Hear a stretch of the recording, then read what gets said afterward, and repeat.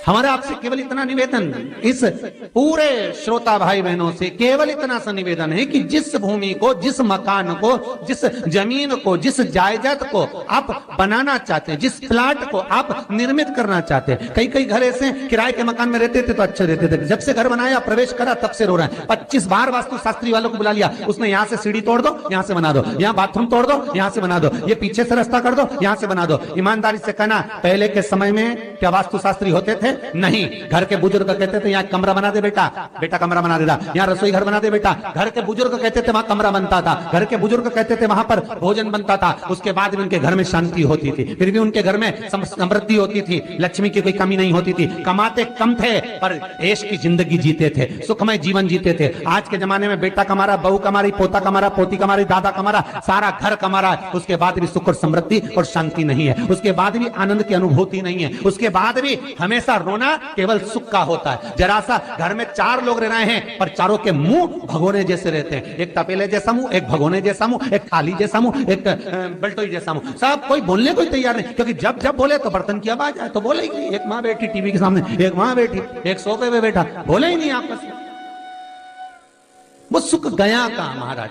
कई लोगों के मैसेज आते हैं, गुरुजी हम बड़े दुखी हैं, कारण क्या है? बस कारण इतना सा है कि आपने जब मकान का निर्माण कराया, वास्तु शास्त्री को बुलाया, इंजीनियर को बुलाया, सब ठेकेदार को बुलाया, सबको बुलाकर मकान, प्लाट, जमीन, जायदाद सब दिखवाया, पर आपने उस भूमि पर पद्म पुराण कहती है, धेनु मानस कहती है, स्कंद पुराण कहती है कि उस प्लाट पर आपने 3 दिन तक एक गौ माता को नहीं बांधा। 3 दिन तक एक गाय को उस प्लाट पर बांधकर चारा खिलाते, ना वास्तु शास्त्री को बुलाने की जरूरत पड़ती, ना कभी समृद्धि की, ना सुख की जरूरत पड़ती, क्योंकि गाय उस जगह से सारी इंद्रियों को आनंदित देकर सुख प्रदान कर देती है। उस जगह के सारी रोग, बीमारी, कष्ट, तकलीफ, दुख को गौ माता खींच ले। गौ माता जैसी जगत में कोई नहीं हो सकता। हाथ में घड़ी नहीं बांधती गौ माता, पर 4 बजे आपके यहाँ रोटी मिलती है तो 4 बजे खड़ी मिल जाती है। 3 बजे भोजन मिलता है तो 3 बजे आपके दरवाजे पे मिल जाती है। 1:30 बजे भोजन दोगे तो 1:30 बजे ही मिलेगी। 1:20 पे दोगे तो 1:20 पे ही मिलेगी। कोई घड़ी नहीं बांधती, फिर भी समय पर आ जाती है। क्यों? क्योंकि भगवान ने उसको ऐसा बनाया है, 33 कोटि देवताओं ने उसमें ऐसा विराजमान कर दिया है कि जगत का वो कल्याण कर सकती है। उसका एक एक अंश जीव का कल्याण करने वाला है, एक एक अंश जगत का उद्धार करने वाला है। पर हम ये आज के युग में हम उसको भूल गए। आज के युग में हम ये सोचते हैं कि हम वास्तु शास्त्री को बुला लें, वो ये बता दे, हमने ये फ्लैट बनाया, हमने ये मकान बनाया, इसकी छत कैसी, इसका कमरा कैसा, वो बता देगा, सब कुछ बता देगा। उसके बाद भी लोगों को क्या सुख नहीं है, उसके बाद भी शांति। फिर चलो तो चलो किसी बाबा जोगी क्या पहुंच गए जो ऐसा घूम घूम के बताता, और उसके यहाँ जाकर पूछ लिया, बताओ बाबा जी हमारे घर में शांति नहीं। तो बाबा जी एक ही बात बोले, तेरे ही घर का है जिसने कुछ कर दिया। अब इसको याद आया 15 दिन पहले मेरी जेठानी से लड़ाई हुई थी, उसी ने कुछ करा होगा। अब बताओ बाबा जी ने आपस में ऐसा बीज बो दिया कि घर और जुड़ा हुआ था तो टूट गया। कोई बाबा जोगी सन्यासी तपस्वी साधक उपासक कभी नहीं कहता कि घर का है। हमेशा याद रखो, संसार में किसी की सामर्थ्यता नहीं है कि कोई आपका बुरा कर दे, किसी की सामर्थ्यता नहीं। संसार में किसी की सामर्थ्यता नहीं कि आपका बुरा कर दे, बस आपका बुरा आपका किया हुआ कर्म करता, कोई दूसरा नहीं कर सकता। एक नींबू गिर गया दरवाजे पे तो 14 दिन तक नींद नहीं आई। सीसीटीवी कैमरे में देखो कौन पटक के गया, मेरे को तो 3 दिन से शंका हो रही पड़ोसन पे।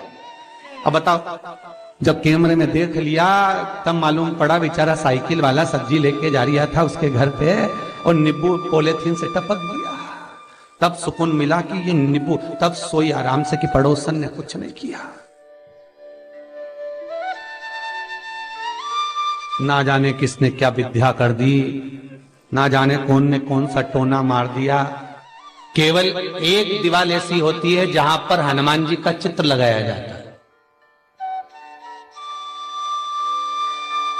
चाहे तुम पर्वत उठाने वाला चित्र लगाओ हनुमान जी का, चाहे बैठे हुए लगाओ, चाहे रामायण पढ़ने वाला लगाओ, चाहे लंका दहन करने वाला लगाओ, चाहे राम नाम जपने वाला लगाओ, चाहे लक्ष्मण को संजीवनी देने वाला लगाओ, चाहे मौन मुद्रा में लगा दो, चाहे स्तुति में लगा दो, चाहे भजन में लगा दो, हनुमान जी का कोई भी चित्र लगता है तो ना पूरब में लगेगा, ना पश्चिम में लगेगा, ना दक्षिण में लगेगा। हनुमान जी का अगर चित्र लगता है तो उत्तर की दीवार में दक्षिण को देखते हुए लगता है, केवल एक ही स्थान।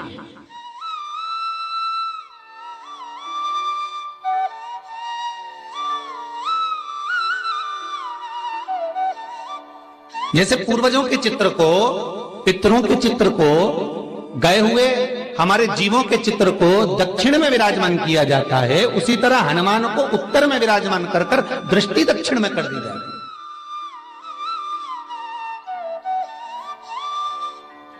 है। घर में हनुमान जी के जितने फोटो होते हैं उसको केवल दक्षिण दिशा में लगा और उत्तर दिशा में लगा बिठा देते हैं, और दक्षिण की ओर उनकी दृष्टि होना चाहिए, दक्षिण की ओर उनका मुख होना चाहिए। क्यों? महाराज, अगर व्यक्ति के जीवन में कोई बीमारी आने वाली है, व्यक्ति के जीवन में कोई रोग आने वाला है, व्यक्ति के जीवन में अगर कोई कष्ट आने वाला है, व्यक्ति के जीवन में अगर कोई परेशानी आने वाली है, व्यक्ति के जीवन में कोई एक्सीडेंट का योग भी बनने वाला है, तो शास्त्र कहता है वो दिशा दक्षिण से ही बनता है।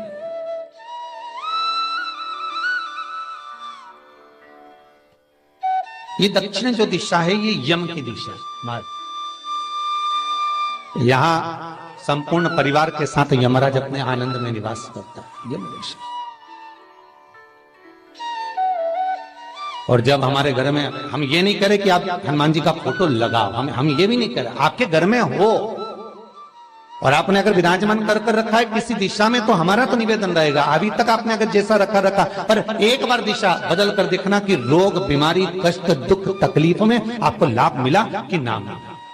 हनुमान जी ने केवल दक्षिण दिशा की ओर अगर मुख कर हमने विराजमान कर दिया, फोटो ही विराज दिया। हम ये नहीं कहेंगे आपसे कि आप बाजार से फोटो खरीद कर लाओ फिर लगाओ, नहीं, आपके घर में हो तो आप लगा दीजिए, आपके घर में हो तो विराजमान करें।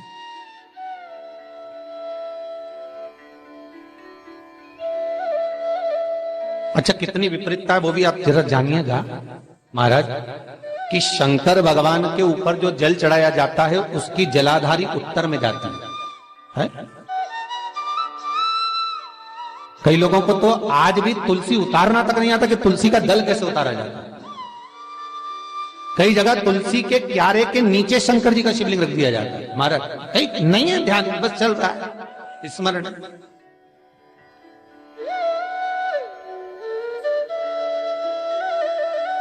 भगवान शिव का जो जल जा रहा है वो उत्तर की ओर जा रहा है, और हनुमान जी को उत्तर में विराजमान कर कर मुख दक्षिण की ओर कर दिया गया। क्यों? प्रबल दिशाओं में उत्तर और दक्षिण, महाराज ये जो दो दिशाएं, इनको साधने के लिए कोई देवता आगे नहीं आता। अगर इन दिशाओं को कोई साधने वाला है तो केवल एक देवाधिदेव महादेव ही हो सकता है। काल का हरण करने वाला वो महाकाल ही हो सकता है। शंकर का ही एक अवतार है हनुमान जी महाराज, रुद्र अवतार महाराज। हनुमान जी से कहा तुम दक्षिण की ओर दिशा पर संभालिए, शिव जी कहते हैं मेरा जल जब उत्तर की ओर जाएगा तो इस दिशा को मैं संभाल, चिंता ना करिए। किसी लड़का और लड़की का विवाह नहीं हो रहा, 30 साल हो गए, 32 साल हो गए, 34 साल हो गए, लड़का लड़की का विवाह ही नहीं हो रहा। बहुत टेंशन है माता पिता। कोई मंगली है, कोई मांगलिक है, थोड़ा धीरे कम करो, प्लेन रखो। कोई मांगलिक है, कोई मंगल है, संबंध हो ही नहीं रहा। बहुत प्रयास कर रहे हैं, बहुत।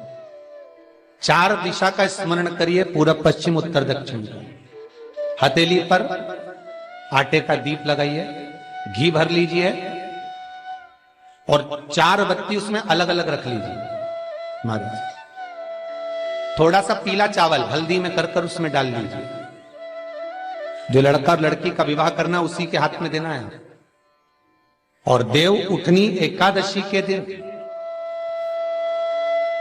जिस दिन देवता उठेंगे, जिस जगह पर तुलसी सालिग्राम का आप पूजन करते हो, गन्ने के नीचे, ईख के नीचे तुलसी का क्यारा रखकर पूजन करते हो, वहां पर भगवान शिव और भगवान नारायण का नाम लेकर उस दिए को रगवा दीजिए और वहीं पर हल्दी का तिलक उस लड़का या लड़की का कर दीजिए। और उसके हाथ में थोड़ी सी हल्दी लगा दीजिए। महाराज